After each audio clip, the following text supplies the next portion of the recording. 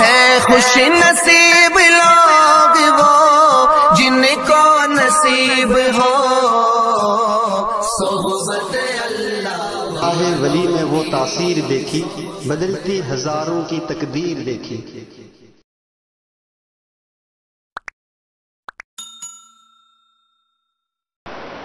بسم اللہ الرحمن الرحیم۔ الحمد للہ رب العالمین والعاقبۃ للمتقین والصلاة والسلام على سیدنا محمد وعلى آلہ واصحابہ اجمعین ومن تبعهم بإحسان إلى يوم الدین۔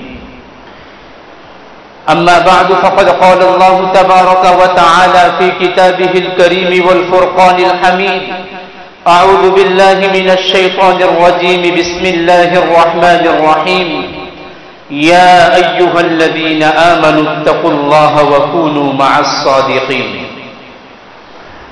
وقال النبي صلى الله عليه وآله وسلم: كل معروف صدقة، أو كما قال عليه الصلاة والسلام۔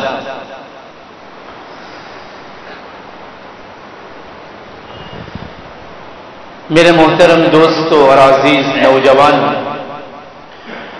سب سے پہلے ہم اللہ جل جلالہ وعم نوالہ کا شکر ادا کریں کہ اللہ جل جلالہ وعم نوالہ نے ہم تمام کو مشرف باسلام فرمایا اور نبی اکرم صلی اللہ علیہ وسلم کی امت میں پیدا فرمایا اور ہم تمام کو اپنے مقدس اور پاکیزہ گھر میں نماز جمعہ ادا کرنے کے لیے جمع فرمایا۔ دوستو، اللہ رب العزت کا بہت بڑا احسان اور کرم ہے۔ جس طرح ہم نماز جمعہ کی تیاری کرتے ہیں، نماز جمعہ کا اہتمام کرتے ہیں، غسل کرتے ہیں، اچھے کپڑے پہنتے ہیں، عطر لگاتے ہیں اور محبت کے ساتھ، تڑپ کے ساتھ، اڑن کے ساتھ اللہ رب العزت کے گھر میں آتے ہیں۔ کیوں؟ کہ جمعہ کی نماز ادا کرتے ہیں۔ محترم دوستو، اللہ رب العزت ہم تمام کو اسی طرح پانچوں وقت کی نمازوں کا اہتمام نصیب فرمائے۔ صرف نماز جمعہ نہیں، پانچوں وقت کی نمازوں کا اہتمام اللہ رب العزت ہمیں اسی طرح نصیب فرمائے۔ جس طرح نماز جمعہ کی تیاری، غسل ہے، اچھے کپڑے ہیں، اچھے سے اچھا عطر لگانا ہے اور کئی ساتھی معلوم ہونے کے بعد قدم چلتے ہوئے آتے ہیں۔ دوستو، اللہ رب العزت ایسے اہتمام اور ایسی تیاری ہم تمام کو پانچوں وقت کی نمازوں کے نصیب فرمائے۔ جس طرح ہم نماز جمعہ کے لیے غسل کرتے ہیں، پاک صاف ہوتے ہیں اور اچھے سے اچھے پاک صاف کپڑے پہنتے ہیں، کیونکہ ہر انسان چاہتا ہے کہ میں اچھے سے اچھے کپڑے پہنوں۔ دوستو، پاکی صافی آدھا ایمان ہے۔ اللہ تعالیٰ کو پاک رہنا بہت پسند ہے۔ قرآن کریم میں اللہ رب العزت نے کئی جگہ ارشاد فرمایا: ان اللہ یحب المتطہرین، اور دعا بھی ہے وضو کے بعد کی: اللہم اجعلنی من التوابین واجعلنی من المتطہرین۔ اے اللہ، مجھے توبہ کرنے والوں میں اور مجھے پاک صاف کرنے والوں میں شمار فرما دے۔ پاکی صافی بہت بڑی چیز ہے۔ اللہ تعالی ہماری پاکی صافی کو قبول فرمائے۔ ہمیشہ انسان کو پاک صاف رہنا چاہیے۔ ہمیشہ انسان کو چاہیے کہ اپنا من اور اپنا تن پاک صاف رکھے، کیونکہ نہ معلوم کب کون سی جگہ اللہ رب العزت سے ملاقات کا وقت آ جائے، کب ملک الموت ہمارے پاس آ جائے اور ہماری روح قبض کر لے۔ سکرات کا وقت کب آ جائے، موت کا وقت ہمیں معلوم نہیں ہے۔ دوستو، صرف اللہ رب العزت کے قبضے قدرت میں ہے۔ اس لیے اکابرین فرماتے ہیں ہر وقت اپنا من اور تن صاف رکھو، من بھی صاف رکھو، بدن بھی صاف رکھو۔ اللہ رب العزت سے کب ملاقات ہو؟ اگر کوئی انسان خدا نخواستہ نعوذ باللہ ناپاکی کی حالت میں ہے اور اسی حالت میں ملک الموت آ گئی اور ہماری روح قبض کر لی، دوستو ہم کیسی حالت میں ملیں؟ اس لیے پاکی صافی کا خوب اہتمام رکھو، پاکی صافی کا خوب اہتمام رکھو۔ ہمارے کئی نوجوان ہیں دوستو جو دین سے دور ہے، شریعت سے دور ہے، محبت سے دور ہے، نبی کی شریعت سے دور ہے، اور وہ کھڑے کھڑے پیشاب کر لیتے، پانی کا بھی استعمال نہیں کرتے۔ دوستو اللہ کے رسول کی حدیث ہے استنزہوا من البول فإن عامۃ عذاب القبر منہ، کہ تم پیشاب کے قطروں سے، پیشاب کے چھینٹوں سے بچو، کیونکہ عامۃ عذاب قبر اسی سے ہوگا۔ ایک مرتبہ نبی اکرم صلی اللہ علیہ وسلم کا گزر قبرستان سے ہوا، 2 قبر والوں کو عذاب ہو رہا تھا۔ ہم نے کئی مرتبہ یہ حدیث پاک سنی، فضائل اعمال میں، عصر کے بعد، اور کئی بیانات میں یہ حدیث پاک سنی۔ قبر میں عذاب ہو رہا تھا 2 شخص، اس میں سے ایک چغلی کرنے والا تھا، اور دوسرا وہ شخص تھا جو پیشاب کے قطروں سے نہیں بچتا۔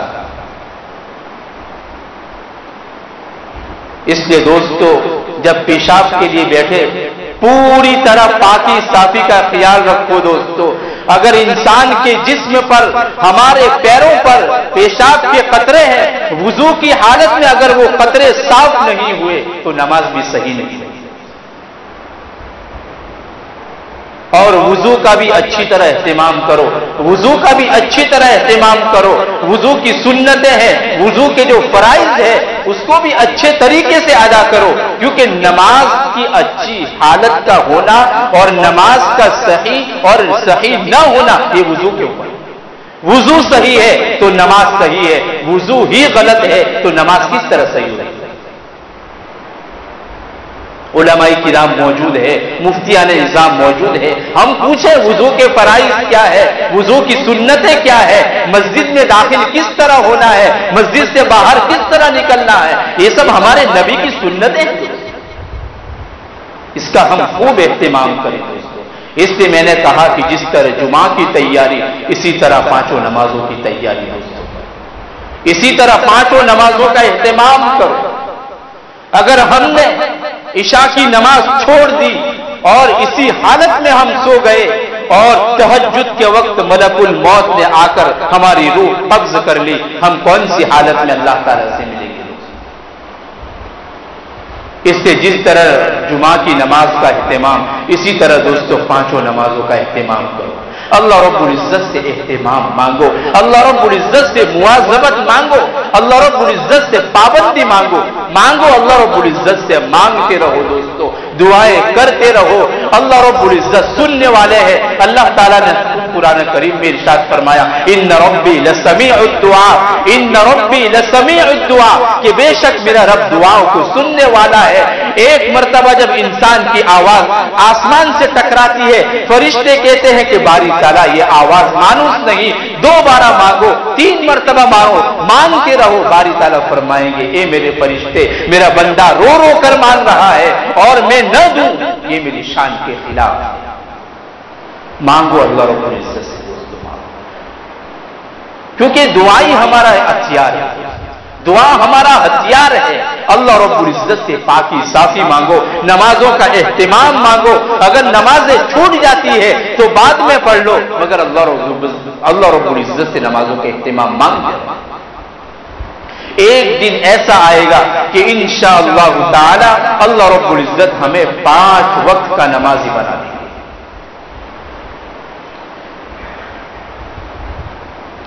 اس لیے دوستو نبی اکرم صلی اللہ علیہ وسلم نے ایک دعا بتائی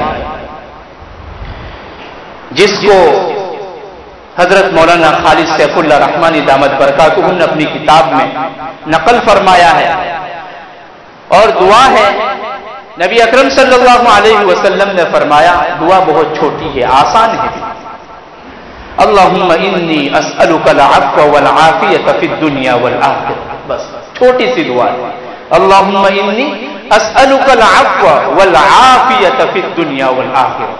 اللہ کے رسول نے فرمایا اللہ تعالیٰ سے عافیت مانگو आफियत कितनी बड़ी नेमत है दोस्तों। अल्लाह ताला जिन बंदों को आफियत नसीब फरमा देते हैं उस बंदों की आखिरत भी बन जाती है, दुनिया भी बन जाती है और दुनिया ठोकर खाकर उनके कदमों में आकर गिरती है। आफियत कितनी बड़ी नेमत है। अल्लाह के रसूल ने फरमाया इस दुआ को जो इंसान पढ़ेगा अल्लाह रब्बुल इज्जत उसको 4 इनामात अता फरमाएंगे। 4 इनामात। ये जो दौर है ये दौर ऐसा ही है दोस्तों कि अल्लाह रब्बुल इज्जत से मांगो, जो भी दुआ करो अल्लाह रब्बुल इज्जत से बिल्कुल आजिजी के साथ मांगो कि प्यारे अल्लाह मैं तो फकीर हूं, मैं मुहताज हूं, गुनहगार हूं, आपका आसी बंदा हूं, गुनहगार हूं, बहुत बड़ा पापी हूं। अपनी जात को झुकाओ अल्लाह के सामने और रो रो कर अल्लाह ताला से मांगो। अल्लाह के रसूल ने फरमाया जो शख्स इस दुआ को दिन में 2 मरतबा पढ़ेगा अल्लाह रब्बुल इज्जत उसको 4 इनामात अता फरमाएंगे। और वो 4 इनामात दोस्तों बहुत बड़े बड़े इनाम हैं। सबसे पहला जो इनाम है दोस्तों, अल्लाह ताला इस दुआ के पढ़ने वाले को मुहलिक बीमारियों से बचा देगा। अब मुहलिक बीमारियां कैसी होती है हम सब जानते हैं, बड़े भी जानते हैं, छोटे भी जानते हैं। मुहलिक बीमारी जिस शख्स को होती है या जिसको हुई है, आप उस शख्स के पास जाकर बैठे और पूछे कि भाई कैसी तबीयत है, वो आपको जवाब नहीं। हर वक्त अपनी आंखों से आंसू टपकाएगा, माँ बाप से बात करना बंद कर देगा, भाई बहनों का चेहरा देखना बंद कर देगा, क्योंकि उसको मालूम है ये जो बीमारी मुझे लाहिक हुई है वो मुझे कब्र में ले जाएगी। वो बिल्कुल गमज़दा हो जाता है, हत्ता के रफ्ता रफ्ता वो इंसान बिल्कुल दुबला पतला लागिर कमजोर हो जाता है और एक दिन उसके इंतकाल का ऐलान होता है। इसको कहते हैं मुहलिक बीमारी। अल्लाह ताला हम तमाम की, पूरी उम्मत की ऐसी बीमारियों से हिफाजत फरमाए। अल्लाह ताला ने नौजवानी दी है, सेहत, तंदुरुस्ती, ताकत और कुव्वत दी है। इसकी कदर कर लो मेरे भाइयों, इसकी कदर कर लो। ये बहुत बड़ी नेमत है, ये बहुत बड़ी आता है अल्लाह की तरफ से। अगर किसी को अपनी जवानी का घमंड है, अपनी ताकत और कुव्वत का घमंड है, एक मर्तबा हॉस्पिटल का चक्कर लगा लो, एक मर्तबा कब्रिस्तान का चक्कर लगा लो। हॉस्पिटल में कई नौजवान एक सांस लेने के लिए तड़प रहे हैं, करवट बदलने के लिए अपने माँ बाप का सहारा ले रहे हैं। जो इंसान एक दिन 2-2, 3-3 को उठा रहा था, आज वो खुद 2-2, 3-3 का मोहताज बना हुआ है। कब्रिस्तान का चक्कर लगा लो, कई नौजवान मनो मिट्टी में समा गए। दोस्तों अपनी नौजवानी की कदर करो, अल्लाह ताला से दुआएं करो, अल्लाह ताला से मांगो कि या अल्लाह मुहलिक बीमारियों से हमारी हिफाजत फरमा दे। बहुत जरूरी है दोस्तों, ये पहला इनाम है। दूसरा इनाम, अल्लाह रब्बुल इज्जत उस बंदे की तन्हाई के गुनाहों से हिफाजत फरमाए। ये उम्मत जो हलाक हुई है तन्हाई के गुनाहों से। इंसान जाहिर में गुनाह करता है, नहीं करता, अगर कर भी लेता है दाएं देखता है, बाएं देखता है, आगे देखता है, पीछे देखता है। अगर मुझे कोई देख लेगा मैं मुआशरे में बदनाम हो जाऊंगा, मुझे मोहल्ले वाले क्या कहेंगे, मुझे बस्ती वाले क्या कहेंगे, बस्ती वाले मुझे हकीर समझेंगे, जलील समझेंगे, मुआशरा मुझे बदनाम कर देगा, मुझे लोग क्या कहेंगे। काश के एक मर्तबा ऊपर देख लेता, गुनाह ही न करता। जाहिरी गुनाह से तौबा करना बहुत ही आसान है मेरे दोस्तों, जाहिरी गुनाह से तौबा करना बहुत ही आसान है, तन्हाई के गुनाहों से तौबा करना बहुत मुश्किल है दोस्तों। आज उम्मत के नौजवान जो अक्सर तबका है तन्हाई के गुनाहों में अपने आप हलाक हो रहा है, क्योंकि रात है, रात का अंधेरा है, कमरे में कोई नहीं है, कमरे में कोई नहीं है, शैतान उसके दिमाग पर सवार है। वो सोचता है गुनाह ना करूं, मगर शैतान कहता है ए नौजवान कर ले, कल किया था आज भी कर ले। वो नौजवान शैतान के शिकंजे में फंसकर, अपने नफ्स के शिकंजे में फंसकर तन्हाई के गुनाहों में मुलव्वस हो जाता है। हमारे शेख हजरत मौलाना शेख सलाहुद्दीन सैफी दामत बरकातुहुम ने अपनी किताब दवाए दिल में एक वाकया लिखा है। ایک نوجوان کا واقعہ لکھا ہے. ایک نوجوان تھا 1-1.5 مہینے سے مسلسل اپنے موبائل میں بلو فلمیں دیکھ رہا تھا, فاحش تصاویر دیکھ رہا تھا, فاحش اور ننگی تصویریں دیکھ رہا تھا. نوجوان کا واقعہ دل کو ہلا دینے والا واقعہ ہے. جب 1-1.5 مہینے تک اس نے موبائل میں یہ گندے کام کیے, خواہشات اس کے نفس اور دماغ پر سوار ہو گئی کہ مجھے خواہش پوری کرنا ہے, اب میں کیا کروں, کہاں جاؤں. اگر باہر کسی عورت سے میں خواہش پوری کروں گا تو میرے والدین مجھے ماریں گے, معاشرے والے, بستی والے مجھے حقیر اور ذلیل سمجھیں گے, میں کیا کروں, میں کہاں جاؤں. میرے محترم دوستو, اللہ تعالی ہمیں بچائے. اس نے اپنی خواہش کو پوری کرنے کے لیے اپنی سگی بہن کے ساتھ زنا کیا. اور یہ واقعہ گجرات کے ایک گاؤں کا 2018 کا واقعہ ہے. زیادہ دن بھی نہیں گزرے تھے میرے دوستوں, 3-4 سال گزرے. اپنی سگی بہن کے ساتھ زنا کریں اس نوجوان, اور 11 دن تک مسلسل زنا کاری کرتا رہا وہ نوجوان. ایک دن اس کے والد صاحب کی آنکھ کھلی رات کو. اس والد صاحب نے دیکھا کہ میری بیٹی بستر پر نہیں ہے, کہاں. والد صاحب نے پورا گھر چھان ڈالا, پورا گھر تلاش کر لیا, نہیں ملی. دروازے کھول کے باہر گئی, نہیں ملی. جب اپنے بیٹے کے کمرے میں گئے, بھائی بہن دونوں ایک لحاف میں لپٹے ہوئے. سگے بھائی بہن زنا کاری میں مبتلا تھے میرے دوست. اللہ تعالیٰ کا عرش ہل جاتا ہے ایسے گناہوں میں. جب اس کے والد صاحب نے یہ منظر دیکھا میرے بھائیوں, حضرت نے کتاب میں لکھا ہے جب اس کے والد صاحب نے یہ منظر دیکھا, ان کے والد صاحب کو وہیں پر ہے. جب اس کی ماں نے یہ منظر دیکھا, اس کی ماں کی زبان چپک گئی. 1 ہفتے تک ایک لفظ زبان سے نہیں نکلا, مسلسل آنکھوں سے آنسو جاتے.